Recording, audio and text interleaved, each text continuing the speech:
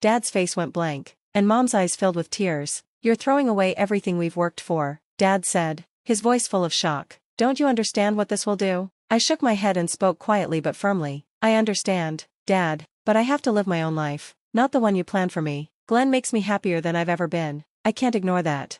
Mom's tears fell as her voice shook. "We just want what's best for you. We thought we were guiding you toward a good life."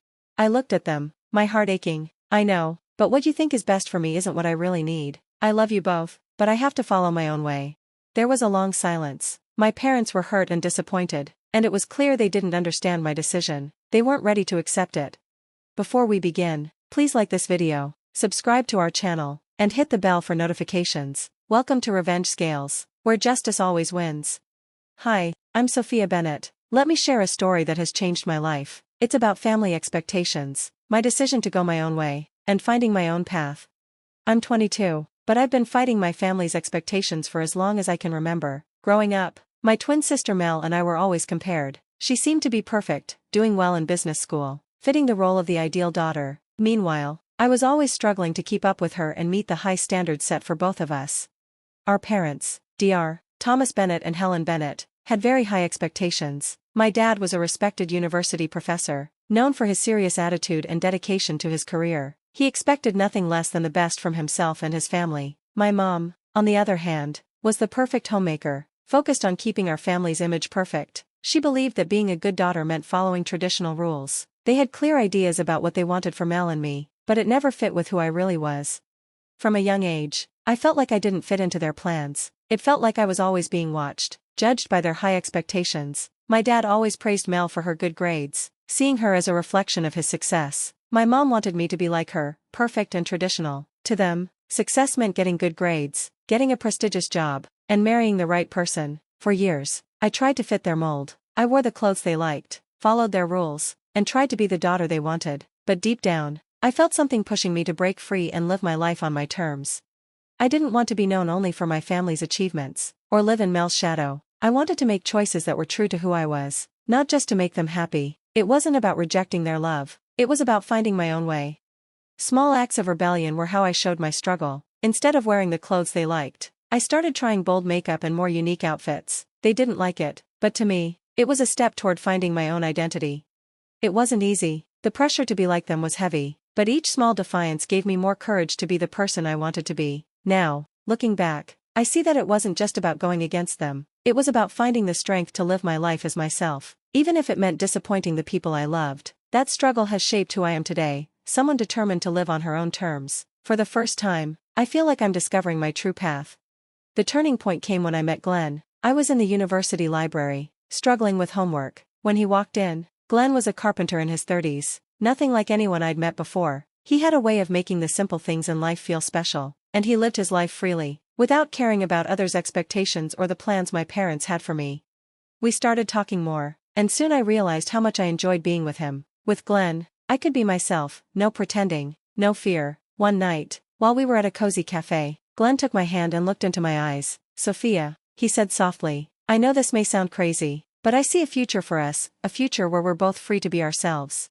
A rush of emotions hit me. It was the first time someone talked about a future that wasn't shaped by others' expectations. Glenn wasn't just talking about marriage, he was offering me a chance to live a life where I could be free to make my own choices, without living by anyone else's rules. When Glenn proposed, I knew my parents would never approve. They always imagined me with someone who matched their idea of success, someone with the right academic and social background. But Glenn was nothing like that. He lived freely and did things his own way, far from the strict rules my parents cared about. Still, I said yes. For the first time, I was choosing to live for myself. It was a big step, and it led to some of the hardest decisions of my life. When it was time to introduce Glenn to my parents, I was nervous. My heart raced as I brought him into the house, hoping they could see how happy he made me, but I was afraid of how they would react. Dad was in his study, surrounded by books and papers, barely looking up. Mom was in the kitchen, preparing dinner, looking distant. "Sophia, there you are," Mom said as we walked in. She glanced at Glenn, her eyes narrowing. "And who's this?" I took a deep breath. "Mom, Dad, this is Glenn. He's a carpenter, and he's really important to me." Dad finally looked up from his papers, giving Glenn a critical look. Glenn smiled warmly. "It's nice to meet you, Mr. and Mrs. Bennett," he said calmly. "Tell us about yourself," Dad said. his voice polite but distant. Glenn's smile stayed strong. I'm a carpenter, as Sophia said. I love what I do, and I believe in living my life my own way. I know it might seem different, but I think it's important to be true to yourself. Mom's lips tightened, and Dad's face grew even more critical. It was clear they weren't impressed. Dinner was tense. I tried to change the topic, but each time, they responded with cold indifference. Dad watched Glenn closely, looking for reasons to disapprove, while Mom seemed to be preparing a speech in her head. After dinner, I knew the confrontation I feared was coming. As we were leaving, Dad called me to the study. My stomach turned as I followed him, with Glenn behind me. Once inside, Dad closed the door and looked serious. Sophia, he said, I need to be honest. We've always had certain expectations for you and your sister. It's important for our family's future and reputation. I tried to stay calm. I understand, Dad, but Glenn makes me happy. Doesn't that matter? Dad's face grew even sterner. It's not just about happiness, Sophia. It's about making decisions that fit our values and the future we've planned. Glenn, even though he may be a good person, doesn't fit that picture. Mom nodded, her eyes fixed on me. We've always been clear about what we expect. If you choose Glenn, you need to understand it goes against everything we've worked for. Glenn's worried gaze met mine. Sophia, what are they saying? Dad took a deep breath and then gave me an ultimatum. You have a choice, Sophia. Either you stay with us and follow the path we've set, which means ending this relationship, or you choose Glenn and leave this family behind. It's up to you. Dad's words hit me hard. I had always known this moment might come, but facing it was different. My heart raced as I tried to understand the choice. Glenn held my hand, offering comfort. Whatever you choose, I'll support you, he said softly, but I hope you choose what truly makes you happy. His words, full of honesty and support, left me torn. I had spent my whole life trying to meet my parents' expectations, but now I had to choose between my happiness and their approval. It was a choice no one should have to make, but it was my reality. As I left the study, I knew this decision would change everything. It wasn't just about choosing Glenn or my parents. It was about choosing my future and what I wanted in life. The uncertainty and pressure were overwhelming, but the path ahead also felt exciting. The next few days were filled with sleepless nights and constant thoughts about what to do.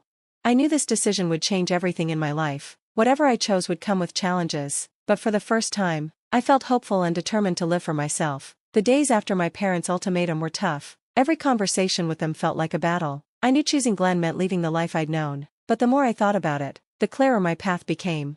Glenn and I spent hours talking about our future, from everyday details to our hopes and fears. His support made me feel less alone. He was my rock. The person who made me feel like I was finally living for myself instead of trying to meet others' expectations. One night, as we sat together in his small apartment, Glenn took my hands. Sophia, no matter what happens, I'm here for you. I know this is hard, but I believe in us. His words calmed me. I just don't know how to tell them, I said, my voice breaking. I know it will hurt them, but I can't keep living their way. Glenn gently squeezed my hands. It's not about hurting them, it's about choosing your happiness. You deserve to live a life that feels right to you. The decision was made. I couldn't live a life controlled by my parents anymore. I was ready to embrace a future with Glenn, even if it meant leaving my family behind. That weekend, I decided to have one last conversation with my parents. I wanted them to see how serious I was. My heart pounded as I entered the family home. Mom and Dad were sitting in the living room, waiting. I took a deep breath. I've made my decision. I'm choosing Glenn. I can't keep living a life that isn't true to who I am. Dad's face hardened, and Mom's eyes filled with tears. Sophia, you're throwing away everything we've worked for, Dad said, his voice full of disbelief. Don't you see the impact this will have? I shook my head and spoke firmly.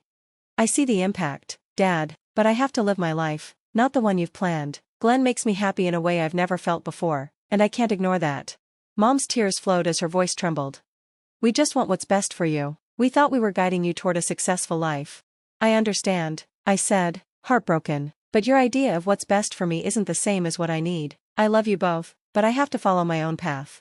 The conversation ended in silence. My parents were hurt and disappointed, struggling to understand. It was clear they weren't ready to accept my decision. I knew that choosing Glenn meant closing a chapter with my family. It wasn't easy, but it was a step toward my happiness.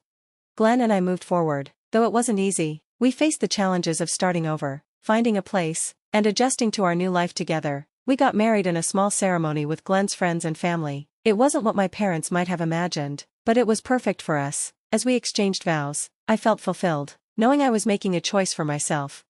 The next months were full of adjustments. Glenn's carpentry business started doing better after he took advanced training. Watching him grow and succeed was inspiring. We bought a modest home outside Chicago, in a quiet neighborhood. It wasn't big, but it was ours. Glenn even built a custom dining table, his first big project in our new home. Sitting around that table, we often talked about our dreams and the life we were creating. I started working as the coordinator for his business, managing schedules and finances. It felt good to contribute and be part of something we were building together. Despite the joy in our lives, I missed my parents. Their silence was a constant reminder of what I had given up. Every day, I hoped they'd come around and see the life I was building and that I was happy. But weeks turned into months, and their absence hurt more.